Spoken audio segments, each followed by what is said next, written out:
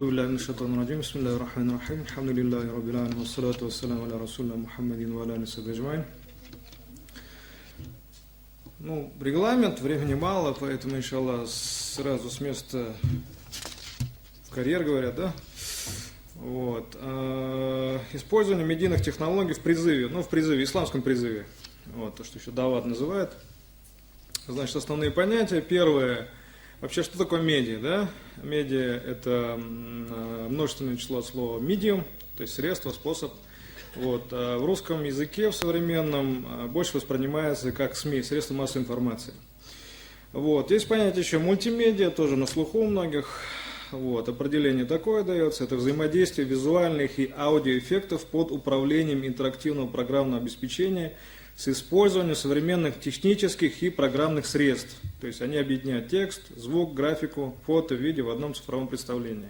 Мультимедиа. И что такое медийные технологии, то есть или медиатехнологии? Это современные информационно-коммуникационные технологии, такие как видео, компьютерные, мультимедиа, технологии, интернет. Вот. Но тема доклада такая у нас, использование именно медийных технологий. Ну, наверное, начать нужно с обоснования, потому что может возникать вопрос, собственно, откуда это взялось, вообще нужно ли нам оно, вот, как-то оно увязывается ли с Кораном или Сунной.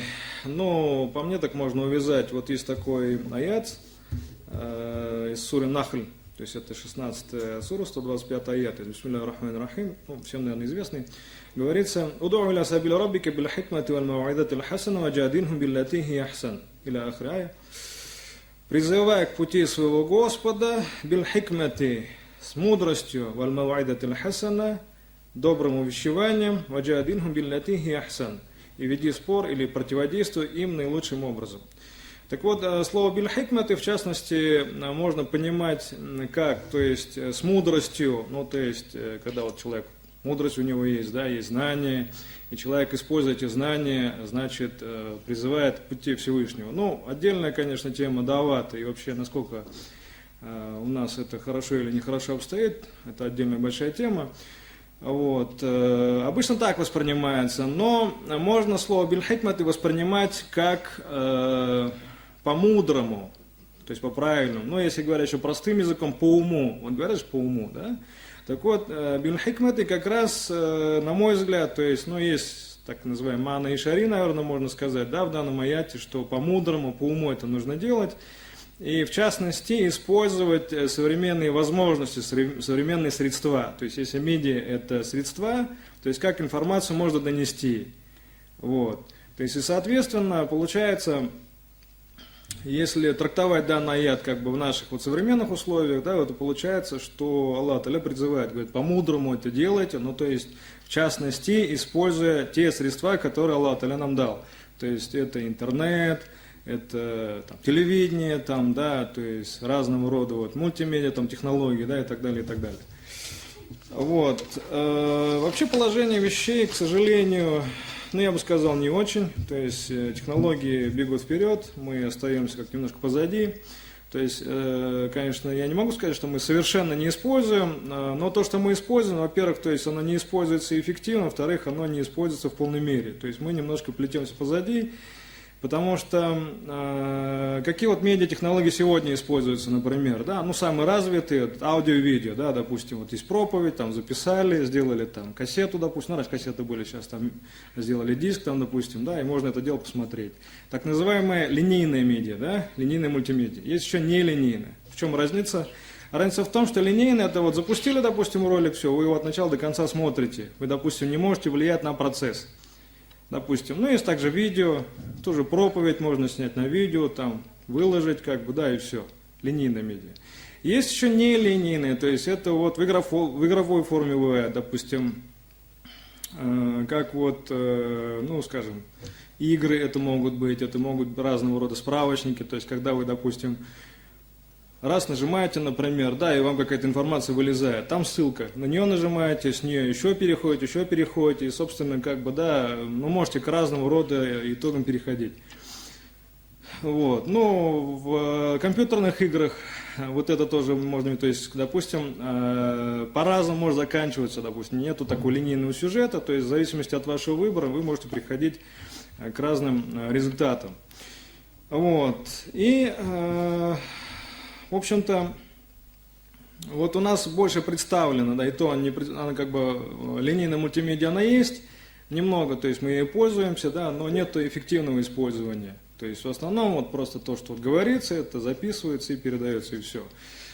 Речь идет о том, что почему, скажем, не использовать какие-то вот современные технологии, допустим, те же игры, например, да, те же, скажем, какой-то вот постановки и так далее, и так далее. Ну вот у нас был опыт лет эдак, 7-8 назад, наверное, может быть, даже больше, проводили Маулюд-ан-Наби, вот, и ребята молодые делали, в частности, была у нас вот видеоарт, например, да, то есть такая арт-постановка, то есть там было снято видео и театрализованная постановка, то есть она перемеживалась, да, то есть, там про одного парня рассказывается, который, не совсем правильно жил, как бы, да, вот и так далее, и так далее, то есть как бы театральная постановка идет, да, и идет, перемеживается с видеорядом, допустим, да, то есть это вот, видеоарт, например, называется.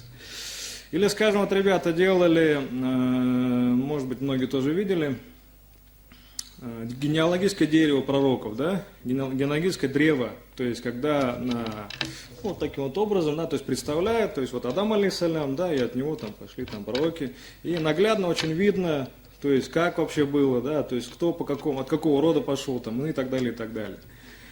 Или, скажем, вот читалось, допустим, отрывок Касиды, например, читалось, да, Касида Аль-Бурда, известная тоже, да, посвященная пророку, саллаллаху алейхи вассалям, имам Бусайри. И вот обычно же как, на арабском языке, да, то есть если, допустим, читать, скажем, непонятно, о чем говорится. И вот, допустим, сделали заставку, то есть я говорю о том, что на самом деле было. Вот, и зритель имел возможность, те, кто там сидел, да, увидеть вообще, о чем идет речь, то есть там сзади на заставке, там картинка и текст идет, да, то есть человек читает касиду, скажем, там нараспев, да, сзади вот идет там заставочка и видно, о чем там говорится в этой касиде. Вот, то есть вот это та вещь, которой молодежь, вот, скажем, мусульманская молодежь, она как бы испытывает интерес, и тот ресурс, который, к сожалению, сегодня не используется. То есть если ребятам, скажем, да, их немножко заинтересовать, замотивировать, то есть в действительности они вот эти вещи могут делать. И это именно то средство, при помощи которого можно было бы делать дават именно молодежи, опять-таки. То есть привлекать молодежь для того, чтобы вот использовать вот эти вот технологии, современные вот эти средства. То есть они сами заинтересовываются, как бы сами вот горят желанием, потому что все, что я говорю, то есть это ребята молодые делали, то есть это студенты. Вот. И оно интересно как раз молодежи. То есть, скажем, мечеть, допустим, молодежь там может приходить, может не приходить, может быть интересно, может быть неинтересно.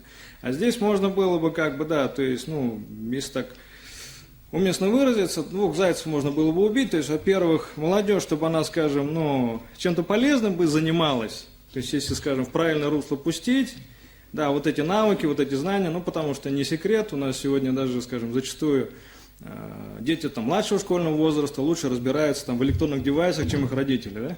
То есть там телефоны, там планшеты и так далее, и так далее. То есть, если в правильное русло, вот то, о чем я говорю, в принципе, это как раз вот маленький пример, когда, важно замотивировать, важно в правильное русло направить. И можно сделать вот это вот истины, который вот вечный, да, то есть интересными, то есть и сделать такую интересную подачу. Вот. То есть об этом вот немножко. Или, допустим, вот еще маленький пример, я чуть-чуть, может, не укладываю сейчас в регламент, да, буквально пару минут. Допустим, тоже отдельная, конечно, тема большая, это учебно-методический комплекс. Я не знаю, как у вас в Татарстане вот с этим обстоит. Допустим, преподавание, говорится, вот нужно преподавать. Скажем, преподавание нравственности в школах. Одна из острых проблем вот у нас в республике стоит, да, это методика преподавания. То есть именно учебно-методический комплекс, скажем, там, бывает там второго, там, третьего уровня, да, там, 2-3-модульные там бывает. Сейчас вот какая самая последняя? Там, второго поколения 3-модульное, да, вот вроде так говорится, что где план идет, общий, скажем, на год расписан, да, то есть план поурочный идет, да, и плюс все